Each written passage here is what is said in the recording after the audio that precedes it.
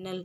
आज मैं आपको प्लेटो का अनुकरण सिद्धांत बताने जा रही हूँ, जो कि पाश्चात्य काव्य शास्त्र के अंतर्गत आते हैं।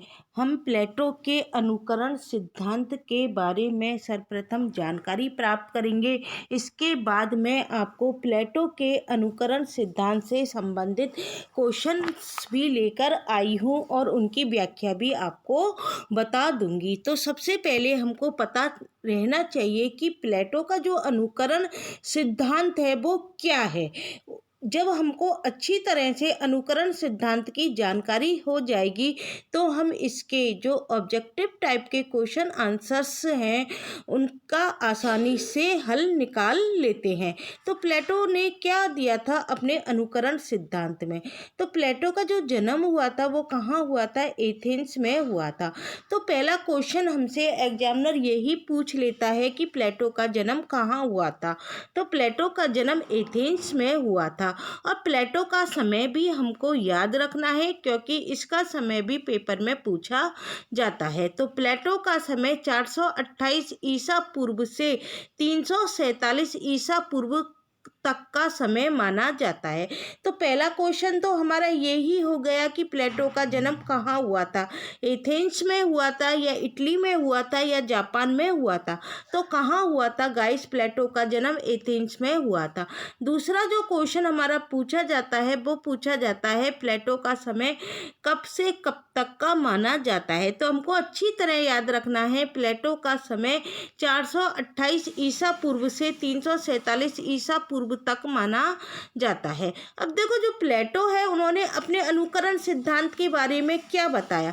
प्लेटो ने अपना अनुकरण सिद्धांत दिया था, तो उसके पीछे की पृष्ठभूमि क्या रही होगी, इसको भी हमें अच्छी तरह से ध्यान रखना चाहिए। प्लेटो क्या है? काव्य को क्या नहीं मानता? सत्य नहीं मानता। प्लेटो क्या मानता है काव्य को?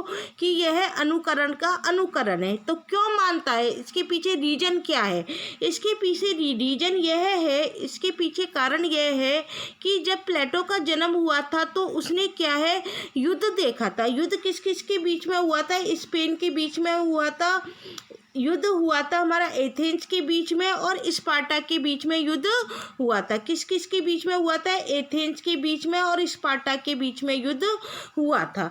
जो एथेंस के लोग थे वो तो किसको प्राथमिकता देते थे? बुद्धि पक्ष को प्राथमिकता देते थे। और जो स्पार्टा के लोग थे वो किसको प्राथमिकता देते थे? शारीरिक पक्ष को प्राथमिकता देते थे। तो क्या हुआ? जीत किसकी हुई? जीत हुई थी हमारी स्पार्टा की। स्पार्टा की जीत क्यों हुई? क्योंकि वो बाहुबल पर पूरा विश्वास था और वो बुद्धि पक्ष को इतना अधिक महत्व नहीं देते थे, जबकि एथेंस किसको महत्व देता था? बुद्धि पक्ष को महत्व देता था। तो प्लेटो का जन्म कहाँ हुआ था? एथेंस में हुआ था। प्लेटो ने क्या देखी थी? युद्ध की भयानक स्थिति देखी थी। तो उसका असर क्या पड़ा? प्लेटो के मस्तिष्क पर पड़ा था। तो प्लेटो का जो अनुकरण सिद्धांत है उसकी उपज क्या है? उसकी उपज उस समय की परिस्थिति मानी जा सकती है। तो प्लेटो ने अपने अनुकरण सिद्धांत में क्या कहा है? प्लेटो ने इस संसार को क्या माना है? मूल सत्य माना है। मूल सत्य संसार को नहीं माना। मूल सत्य किसको माना है? ईश्वर को। प्लेटो ने इस संसार का मूल सत्य क्या माना है? ईश्वर को स्वीकार करते हुए कहा है। मूल सत्य तो उन्होंने किसको माना है? ईश्वर को। स्वीकार करते हुए कहा है कि उसकी सत्य की अनुकृति क्या है? यह संसार है। मूल सत्य तो क्या है? ईश्वर है। ईश्वर की अनुकृति क्या है? यह संसार है। इस संसार को किसने बनाया है? ईश्वर ने बनाया है। और इस संसार का अनुकरण कौन करता है? काव्य करता है। जो कवि है वो किसका अनुकरण करेगा? संसार का करेगा। संसार में जो वस्तुएं हैं, पेड़ हैं या कोई चित्रकार चित्रकला बनाता है, पलंग का उदाहरण देते हुए प्लेटो कहते हैं कि बढ़ई जिस प्रकार से पलंग का निर्माण करता है, तो पलंग का मूल निर्माण तो किसने किया? ईश्वर ने किया। और फिर ये संसार में आया और ये संसार में आई जो वस्तुएं उसका अनुकरण किसने करा? चित्रकार या कवि करता है। तो वो कवि को क्या मानता है? वो कवि को क्या मानता है? अनुकरण का अनुकरण मानता है। मूल सत्य किसको मानता है? ईश्वर को। संसार को क्या मानता है? उसका अनुकरण मानता है। और काव्य क्या करता है? उस अनुकरण का अनुकरण करता है। तो यह संसार है।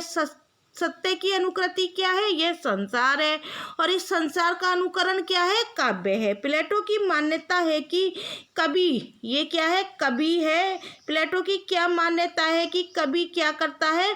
अनुकृति की अनुकृति करता है। कवि क्या करता है? अनुकृति की क्या करता है? अनुकृति करता है। मतलब मूल सत्य तो क्या हो गया? ईश्वर हो गया। ईश्वर के बाद क्या हो गया? संसार हो गया, और इस संसार का अनुकरण कौन कर रहा है? कवि कर रहा है। तो कवि क्या हो गया? अनुकृति की अनुकृति। प्लेटो के अनुकरण सिद्धांत की मूल मान्यताएं।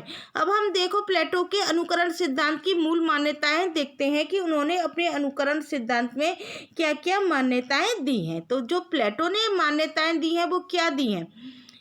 देखो, ईश्वर द्वारा रचित प्रत्येक जगत ही क्या है? सत्य है। ईश्वर क्या है? क्रिएटर है। क्रिएटर मतलब ईश्वर क्या है? निर्माता है। प्लेटो क्या कहते हैं? ईश्वर द्वारा रचित प्रत्येक जगत ही क्या है? सत्य है। और ईश्वर क्या है? निर्माता है। इस जगत का निर्माण किसने किया है?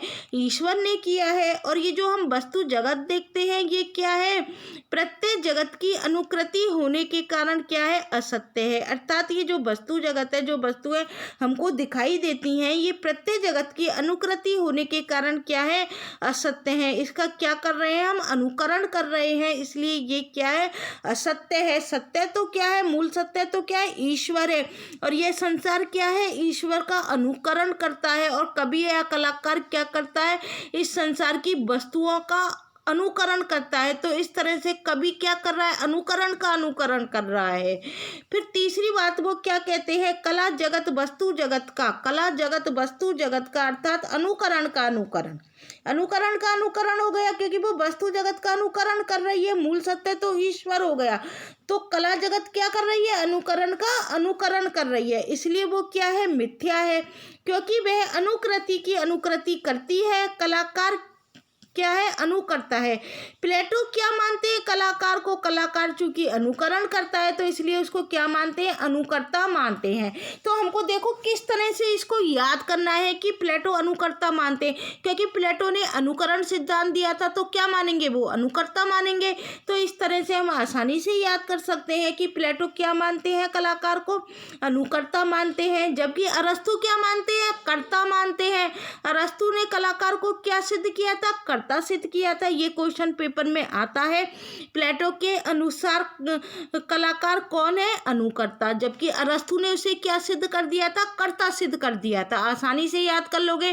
प्लेटो ने क्या सिद्धांत दिया था? अनुकरण सिद्धांत, तो अनुकर्ता हो गया। हालांकि अरस्तु ने भी अनुकरण सिद्धांत दिया था, लेकिन अरस्तु का अनुकरण सिद्धांत क्या है? व्यापक है। उन्होंने क्या कहा है कि जो कलाकार होता है वो नकल नहीं करता है, बल्कि अपनी तरफ से कुछ सृजनात्मक बातें उसमें डालता है। तो अरस्तु ने क्या करा? अनुकरण सिद्धांत का सर्जन किया। इस तरह से अरस्तु ने क्या कर दिया? उसको कर्ता सिद्ध कर दिया, करने वाला सिद्ध कर दिया। करने वाला क्यों सिद्ध किया? कुछ अपनी तरफ से वो सृजनात्मक डाल रहा है, इसलिए उसने क्या करा? उसको कर्ता सिद्ध किया। तो प्लेटो क्या करता है? कलाकार को अनुकर्ता, जबकि अरस्तु क्या सिद्ध करता है? कर्ता। तो प्लेटो का जो काव्य पर आक्षेप है, ये भी पूछा जा सकता है कि प्लेटो ने काव्य पर क्या आक्षेप लगाए। तो देखते हैं क्या आक्षेप लगाए प्लेटो ने काव्य पर। काव्य अनुकृति की अनुकृति है। ये पॉइंट किसका है? प्लेटो का है। प्लेटो क्या कहते हैं? काव्य हूबहू नकल है। काव्य क्या है? अनुकृति की अनुकृति है। कवि न केवल स्वयं अज्ञानी है बल्कि वह अज्ञान का प्रसारक भी है, अर्थात अज्ञान को फैलाता है। प्लेटो क्या कहते हैं? ये कवि नहीं है, ये है कवि। प्लेटो क्या कहते हैं? जो कवि होता है वो न केवल स्वयं अज्ञानी है बल्कि वह क्या करता है? अज्ञान को फैलाता है। प्लेटो कवि को अज्ञानी क्यों कहते हैं? क्योंकि उन्होंने देखा था एथेंस का और स्पार्टा का युद्ध देखा था। और एथेंस ने किसको बल दिया था? बुद्धि पक्ष को बल दिया था। स्पार्टा ने किसको बल दिया था? शारीरिक पक्ष को बल दिया था। जीत किसकी हुई थी? स्पार्टा की हुई थी। तो प्लेटो को क्या हो गई? कवि से नफरत हो गई। क्यों नफरत हो गई? क्योंकि वो क्या करता है? कवि क्या करता है? अज्ञानता को फैलाता है। तो प्लेटो क्या कहते हैं? कवि स्वयं अज्ञानी है और अज्ञान का प्रसारक करता है। वह केवल क्या करता है? काव्य के द्वारा लोगों को मोहक वक्ता प्रदान करता है, असली ज्ञान वो कभी प्रदान नहीं करता है। इसलिए प्लेटो क्या करते हैं, काव्य को त्याज्य बताते हैं, ताज छोड़ देना चाहिए, आक्षेप लगाते हैं। तीसरा पॉइंट देखो क्या कहते हैं प्लेटो, काव्य क्या करता है, क्षुद्र मानवीय भावों और कल्पना पर आधारित होता है। काव्य के द्वारा क्या होती है, कल्पनाएं प्रस्तुत की जाती हैं, उसके अनुसार क्षुद्र मानवीय भाव काव्य प्रस्तुत करता है। कलात्मक रचनाएं क्या होती हैं, समाज के लिए अनुपयोगी होती हैं। ये क्या करते हैं, प्लेटो आक्षेप लगाते हैं काव्य पर कि काव्य क्या करता है, क्षुद्र मानवीय भावों को क्या करता है, जागृत करता है और यह कल्पना पर आधारित होता है। और जो ये कल्पनात्मक रचनाएं होती हैं ये हमारे समाज के लिए हानिकारक होती हैं। यही कारण रहा कि हमारा एथेंस पराजित हो गया। यदि वो बाहुबल पर जोर देता तो हो सकता था एथेंस की जीत हो जाती। इसलिए क्या है, वो बौद्धिक पक्ष को इतना अधिक प्रेशर ना देकर शारीरिक पक्ष को अधिक महान बताते हैं, जिसके कारण क्या है, स्पार्टा की विजय हुई थी। फिर अगला प्लेटो क्या कहते हैं, चौथा पॉइंट, काव्य लोगों में क्या करता है, वासना जन्य शुद्ध भावों को जगाता है। काव्य क्या करता है, वासना उत्पन्न करता है लोगों के अंदर। कवि क्या करता है, समाज में अनाचार फैलाता है, दुर्बलता का पोषण करता है, एवं वो दुर्बलता का पोषण करने का क्या माना जाता है, अपराधी माना जाता है। ये तो हमने देख लिया प्लेटो ने काव्य पर क्या क्या आक्षेप लगाए थे। अब हम देखते हैं प्लेटो के अनुकृति सिद्धांत का मूल्यांकन। प्लेटो ने जो अनुकृति सिद्धांत दिया था या अनुकरण सिद्धांत दिया था, उसका मूल्यांकन हम किस प्रकार से कर सकते हैं। देखो प्लेटो थे, वो क्या थे, एक महान दार्शनिक और राजनीतिज्ञ थे। प्लेटो क्या थे, दार्शनिक थे। क्वेश्चन आता है पेपर में, प्लेटो क्या थे, दार्शनिक थे, आलोचक थे, क्या थे प्लेटो। तो प्लेटो माने जाते हैं, दार्शनिक भी माने जाते हैं और राजनीतिज्ञ भी माने जाते हैं।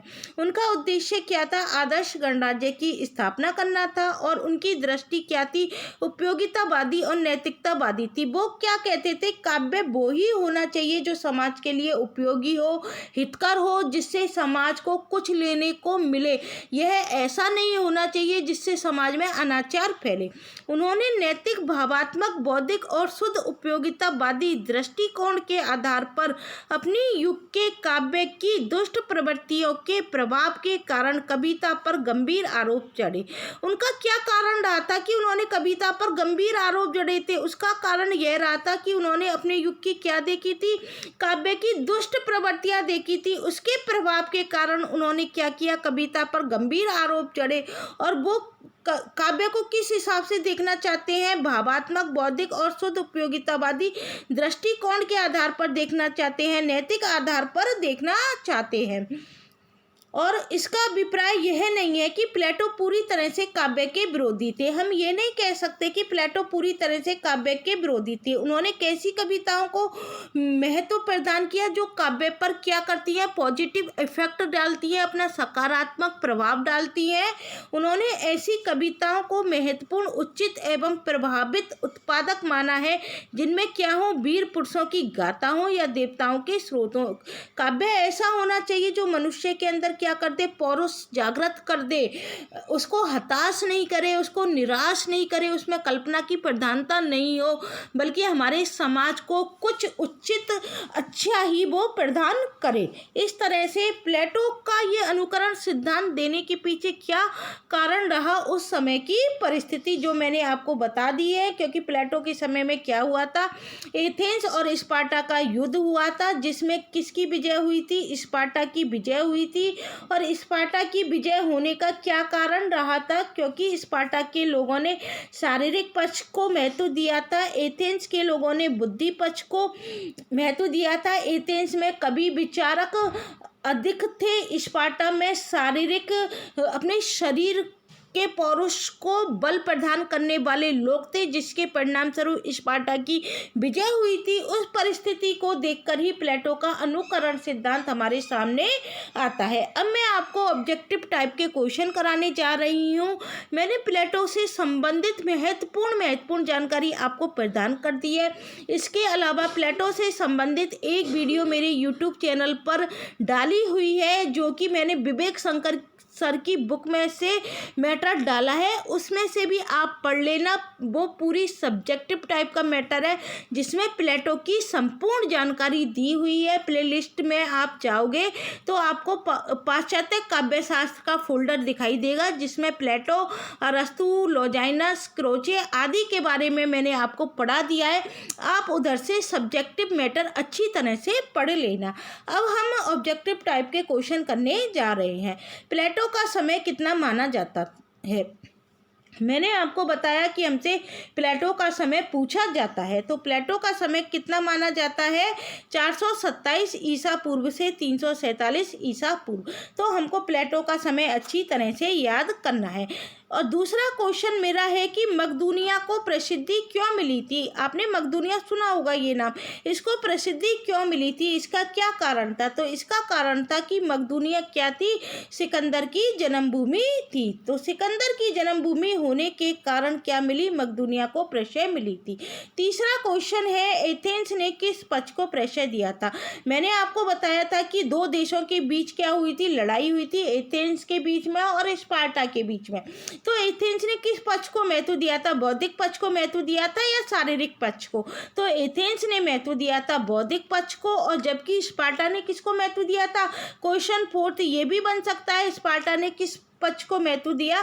तो वो शारीरिक पक्ष को महत्व दिया था। ये पृष्ठभूमि है, इसमें से भी अभी तक तो क्वेश्चन नहीं बने हैं, लेकिन आगे जाकर एग्जामिनर क्वेश्चन बना सकता है, क्योंकि एग्जामिनर ये उम्मीद करेगा कि इसको प्लेटो की पृष्ठभूमि आती है या नहीं आती है, तो हमको इसको नहीं नकार सकते। तो एथेंस ने किस पक्ष को प्रशय दिया था? बौद्धिक पक्ष को। अगला को शारीरिक पक्ष को दिया था या उपयुक्त दोनों को? तो इसका आंसर होगा बौद्धिक पक्ष को महत्व दिया था। अगला क्वेश्चन है, प्लेटो के अनुसार संगत कथन है।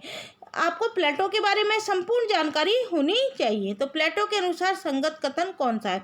प्लेटो उच्चारण अंग्रेजी के अनुसार है, बिल्कुल सही है। जो हम प्लेटो पढ़ते हैं ना, इसका उच्चारण किसके अनुसार है? अंग्रेजी के अनुसार। इसका यूनानी उच्चारण क्या बन जाता है? प्लाटोन बन जाता है, ये भी बिल्कुल सही है। अरबी में ये क्या बन जाता है? अफलातून बन जाता है। तो हमको ये तीनों याद रखने हैं। अंग्रेजी के अनुसार इसका उच्चारण क्या है? प्लेटो। यूनानी उच्चारण क्या है? प्लाटोन। और अरबी में ये क्या बन जाता है? अफलातून बन जाता है। तो उपर्युक्त तीनों कथन सही हैं। अगला क्वेश्चन है, प्लेटो ने कवियों के बहिष्कार की बात क्यों कही थी? प्लेटो ये बात क्यों कहते हैं कि कवियों को हमारे देश में से बाहर निकाल देना चाहिए? तो ये बात क्यों कही थी प्लेटो ने? काव्य कला को इसके ऑप्शन है, काव्य कला को शौर्य वीरता के विकास में बाधक बनने के कारण। दूसरा ऑप्शन है, काव्य कला को शौर्य वीरता के विकास में सहायक बनने के कारण। तीसरा ऑप्शन है, उपयुक्त दोनों कारण की वजह से। तो इसका जो आंसर होगा वो होगा काव्य कला को शौर्य वीरता के विकास में बाधक बनने के कारण। वो काव्य कला को क्या मानते थे कि यह शौर्य वीरता के विकास में क्या बनती है? बाधक बनती है।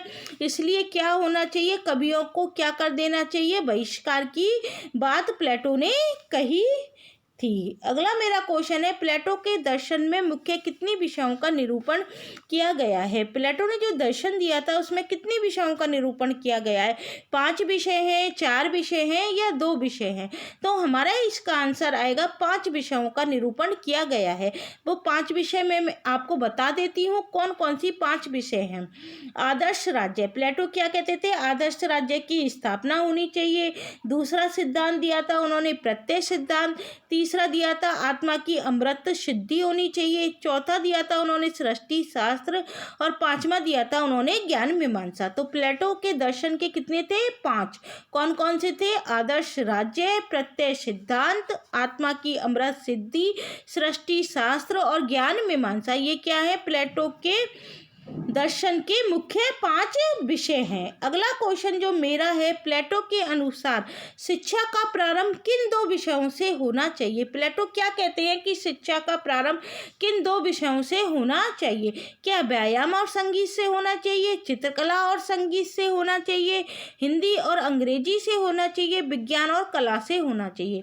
तो प्लेटो क्या मानते हैं कि व्यायाम और संगीत से शिक्षा का प्रारंभ होना चाहिए। क्यों होना चाहिए?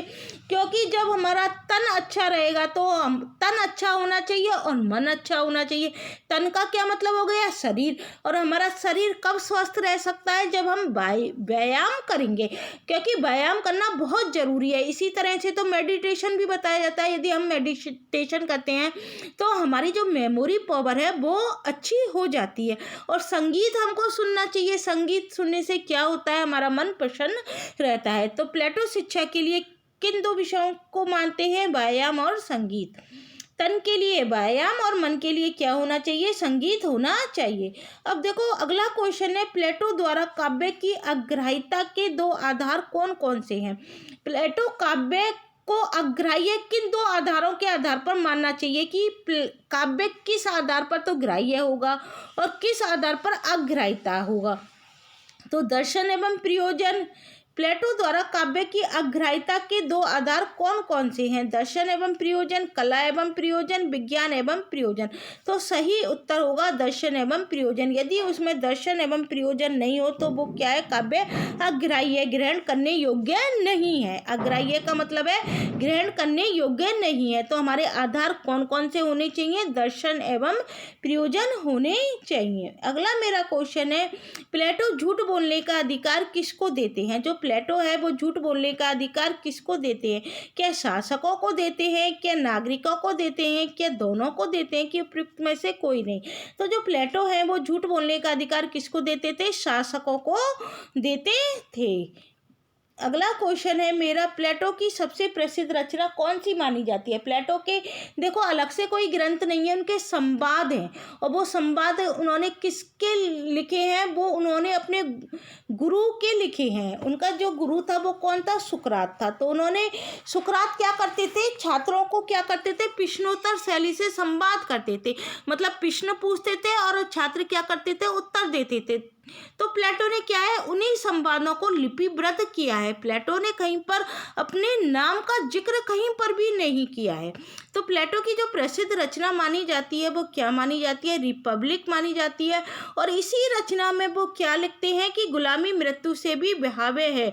यह प्लेटो किस रचना में लिखते हैं? ये रिपब्लिक में लिखते हैं कि गुलामी जो होती है वो क्या होती है? मृत्यु से भी भयानक होती है। हमें किसी की गुलामी नहीं करनी चाहिए। किस में लिखते हैं? रिपब्लिक में लिखते हैं। अगला क्वेश्चन मेरा है, प्लेटो क्या थे?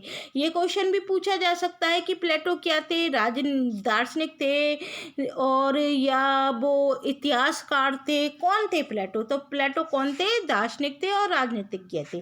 प्लेटो कौन थे? दार्शनिक थे और राजनीतिज्ञ थे। हमसे प्लेटो के गुरु का नाम भी पूछा जा सकता है। प्लेटो के गुरु का क्या नाम था? सुकरात था। और प्लेटो के शिष्य का क्या नाम था? अरस्तु था। तो गुरु शिष्य परंपरा भी पूछी जाती है। और अरस्तु के शिष्य कौन हुए? सिकंदर महान हुए। तो इस तरह से ये गुरु परंपरा है। सबसे पहले तो क्या आते हैं? हमारे सुकरात आते हैं पहले नंबर पे। सुकरात के शिष्य कौन हो गए? हमारे प्लेटो हो गए। और प्लेटो के शिष्य कौन हो गए? अरस्तु हो गए। और अरस्तु के शिष्य कौन हो गए? सिकंदर महान हो गए। अगला क्वेश्चन है, आदर्श राज्य का निर्माण किसके चिंतन का उद्देश्य था? कौन चाहता था कि आदर्श राज्य का निर्माण होना चाहिए? ये किसके चिंतन का उद्देश्य था? तो ये उद्देश्य था प्लेटो के चिंतन का। प्लेटो ने कलाकार को क्या कहा? ये क्वेश्चन मैंने आपको थ्योरी पढ़ाते वक्त भी बताया था कि ये क्वेश्चन पूछा जाता है कि प्लेटो ने कलाकार को क्या कहा था। तो प्लेटो ने कलाकार को कहा था अनुकर्ता। अनुकर्ता इस तरह से लिखा जाता है, थोड़ी टाइपिंग मिस्टेक हो गई है मुझ पर। और अरस्तु ने उसे क्या सिद्ध कर दिया था? कर्ता सिद्ध कर दिया था। प्लेटो ने कला के संदर्भ में अनुकरण शब्द का प्रयोग किस अर्थ में किया? ये क्वेश्चन भी पूछा जाता है कि जो प्लेटो ने जो कला के संदर्भ में अनुकरण शब्द का प्रयोग किस अर्थ में किया? तो अपकर्षी के अर्थ में किया था। किस अर्थ में किया था? अपकर्षी के अर्थ में किया था कि जो कलाकार होता है वो किस तरह से अनुकरण करता है और हम उसका अर्थ किस प्रकार से ले सकते हैं? अपकर्षी के रूप में ले सकते हैं। अगला क्वेश्चन है, प्लेटो के समान दूसरा मेधावी पुरुष विश्व में नहीं हुआ। यह कथन किसका है? प्लेटो के समान दूसरा मेधावी पुरुष विश्व में नहीं हुआ, यह कथन किसका है? तो यह कथन है हमारा मैकाले का। अब देखो हमको प्लेटो से संबंधित जो प्लेटो ने जो संवाद लिखे थे वो किस में लिखे थे, तो उनके जो काव्य या विचार मिलते हैं हमको किस किस ग्रंथ में मिलते हैं, ये क्वेश्चन पूछा जा सकता है। तो इस क्वेश्चन के बारे में हमको अच्छी तरह से याद होना चाहिए कि प्लेटो ने जो संवाद लिखे थे वो अपने कौन से ग्रंथ में लिखे थे। तो जो प्लेटो के काव्य या विचार हमको मिलते हैं वो देखो किस ग्रंथ में मिलते हैं। एक तो उनके ग्रंथ का नाम है इयोन है, ये इनके क्या है संवाद है। एक इनके ग्रंथ का नाम है कार्टिलुस, एक इनके ग्रंथ का नाम है गोगियास, एक इनके ग्रंथ का नाम है फेद्रुस, एक इनके ग्रंथ का नाम है फिलेबुस, अगला है विचार गोष्ठी और अगला है रिपब्लिक। ये सातों हमको अच्छी तरह से याद करने हैं। कौन कौन से हैं? इयोन, कार्टिलुस, गोगियास, फेद्रुस, फिलेबुस, विचार गोष्ठी और रिपब्लिक। इसके अलावा मैं बताती हूँ आपको, प्लेटो ने काव्य के एक क्वेश्चन ये भी हमसे पूछा जा सकता है कि प्लेटो ने काव्य के कितने प्रमुख भेद स्वीकार किए हैं। तो प्लेटो ने जो काव्य के प्रमुख भेद स्वीकार किए हैं वो 3 प्रमुख भेद स्वीकार किए हैं। तो वो कौन कौन से हैं 3 भेद? पहला भेद तो हमारा आ जाता है अनुकरणात्मक। अनुकरणात्मक भेद के अंतर्गत क्या आ जाते हैं? प्रहसन और नाटक आ जाते हैं। दूसरा भेद आता है हमारा वर्णनात्मक। वर्णनात्मक में हम क्या कर सकते हैं? प्रगीत कर सकते हैं। तीसरा भेद आता है मिश्र। मिश्र में प्लेटो क्या रखते हैं? महाकाव्य रखते हैं। और वो महाकाव्य किसके रखते हैं? महाकाव्य का उदाहरण हम बता सकते हैं जैसे कि होमर के इलियड और ओडेसी। होमर के क्या है महाकाव्य? इलियड और ओडेसी। और अगला क्वेश्चन एक और मैं आपको बताती हूँ, हमसे प्रगीत के अंग भी पूछे जाते हैं। जो प्लेटो है, प्लेटो के अनुसार प्रगीत के कितने अंग हैं? प्लेटो के अनुसार प्रगीत के कितने अंग हैं? तो प्लेटो के अनुसार प्रगीत के कितने अंग हैं? 3 अंग हैं। कौन कौन से हैं? एक तो हमारा अंग है शब्द, दूसरा क्या है हमारा माधुर्य, और तीसरा क्या हो जाएगा हमारा लय। प्लेटो के अनुसार प्रगीत के कितने अंग हो गए? 3 अंग हो गए। शब्द, प्रगीत मतलब आप इसको कैसे याद करोगे? प्रगीत, हम गीतों में क्या होते हैं? शब्द होते हैं। शब्दों में क्या होनी चाहिए? मधुरता होनी चाहिए, और मधुरता के साथ हम उनको लय पूर्वक गाएंगे तो वो किसका रूप धारण कर लेते हैं? गीत का। तो प्रगीत के कितने अंग हो गए? 3 अंग। हम कोई गीत गाते हैं तो उसमें क्या होते हैं? शब्द होते हैं। गीतों को हम किस प्रकार से गाते हैं? माधुर्य, मधुर वाणी के द्वारा गाते हैं, और उसमें क्या होनी चाहिए? लय होनी चाहिए। इस तरह से हम प्रगीत के अंग आसानी से याद कर सकते हैं। प्रगीत के कितने अंग हो गए? 3, शब्द, माधुर्य और लय। और काव्य के कितने भेद हो गए? 3 भेद हो गए। इनको कैसे याद करेंगे? प्लेटो काव्य को क्या मानता है? अनुकरण मानता है। तो पहला भेद कौन सा हो गया? अनुकरणात्मक। अनुकरणात्मक में क्या आते हैं? दुखांतक नाटक आते हैं। दुखांतक कह लो नाटक। जो प्लेटो ने किसको रखा है? दुखांतक, प्रहसन और दुखांतक को रखा है, अर्थात हम कह सकते हैं नाटक। नाटक में प्रहसन भी होता है। दूसरा हम क्या कह सकते हैं? वर्णनात्मक। वर्णनात्मक में वो क्या रखते हैं? प्रगीत को रखते हैं। तीसरा हम क्या कह सकते हैं? मिश्र। मिश्र में क्या आ जाते हैं? महाकाव्य। जैसे होमर के क्या है? इलियड और ओडेसी। ये होमर के प्रसिद्ध महाकाव्य है, इलियड या ओडेसी। आज प्लेटो पूरा समाप्त हो गया है। RPSC college lecturer net set के सिलेबस में क्या लगा हुआ है? प्लेटो का अनुकरण सिद्धांत लगा हुआ है। तो प्लेटो का अनुकरण सिद्धांत यहीं पर पूरा समाप्त होता है। मैंने प्लेटो आपको सब्जेक्टिव भी समझा दिया है। इसके अलावा ऑब्जेक्टिव जो क्वेश्चन बन सकते हैं वो मैंने आपको बता दिए हैं।